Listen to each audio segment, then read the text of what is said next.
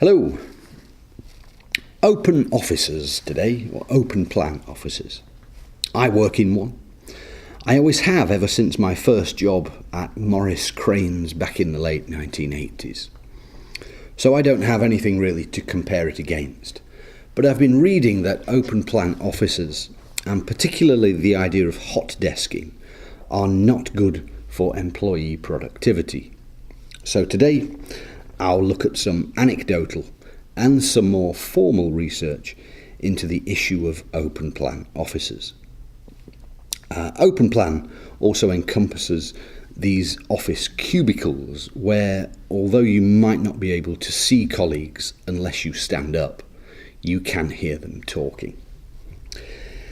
In my current job, the guy I sit next to claims to get most of his work done in the hour before anyone else arrives at work.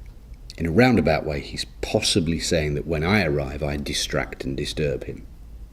I, on the other hand, find that he disturbs me. I guess it's partly human nature that we feel a need to chat to people who are very close by, particularly if they are in our line of sight, not so much if they're behind us. Research suggests a few things in relation to open plan offices, so let's run through those. The first is that most people are fairly poor at doing a number of tasks at once, or multitasking. So if there's a conversation going on that doesn't even involve you, it stops you from concentrating on your task at hand. Researchers from the University of Sydney in Australia found that over half of those people they surveyed in open plan offices or cubicles found that they disliked the ambient noise of the office, the discussions, the keyboards tapping, phones ringing, etc. In contrast, only 1 in 6 people who had their own office made similar complaints. If this is the case, what is the reason for the popularity of open plan offices? Most obviously, it's the cost. Office space isn't exactly cheap, so the more people you can squeeze into a space, the cheaper it is. And individual offices take up a lot of space. Another reason is that, supposedly, is the increased and improved collaboration between colleagues. More and better ideas are generated, problems are solved, because colleagues are discussing things for some of the time or much of the time. Well, that might be the ideal, but it's not quite true. While it is true that there are more discussions happening in an open plan office, most of these are not about work.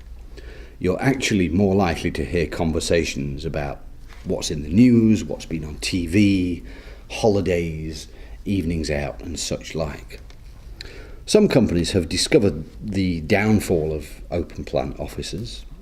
One example is a technology innovation team at Microsoft. This team each has their own personal office. On occasions when they need to chat as a group, they roll their desk chairs into the corridor and chat. Sounds a bit strange, but if it works, who am I to judge? It's also becoming more popular nowadays to provide those people working in open plan offices separate spaces where they can go to concentrate on particular tasks without the ambient noise of their co-workers. While this may help, it can leave other colleagues wondering whether they have done something to upset the one who's gone into the separate office. Also, colleagues can apparently wonder whether the one who has gone to seek the privacy has gone to the separate office space to relax rather than work. Now, there is, in all of this negativity about open plan offices, a group of employees who actually do not mind open plan. Millennials. I spoke about millennials in the workplace in a different talk, but to recap briefly, millennials are those who were born from about 1980 onwards, so they reached adulthood. at the turn of the century, more or less. Although they acknowledge the drawbacks of these shared office spaces, the social aspect of work, team working, and the ease of getting help from colleagues more than makes up for the drawbacks.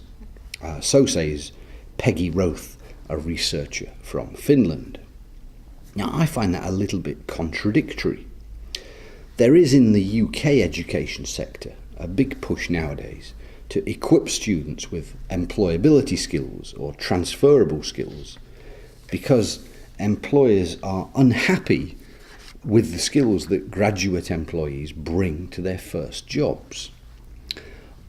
A lot has been written about this, and if you look on any university website, you'll see that a large chunk of their marketing literature is given over to transferable or workplace skills, and how the courses taught at this university or that university also teach these transferable skills.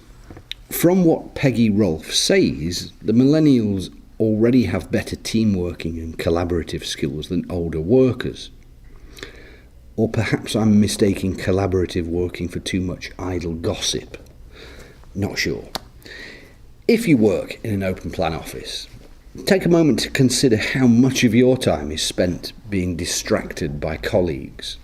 If you study, consider how effective your studies are in group situations. Or do you prefer to study in the peace and quiet of your room? Leave a comment with your thoughts. Thank you.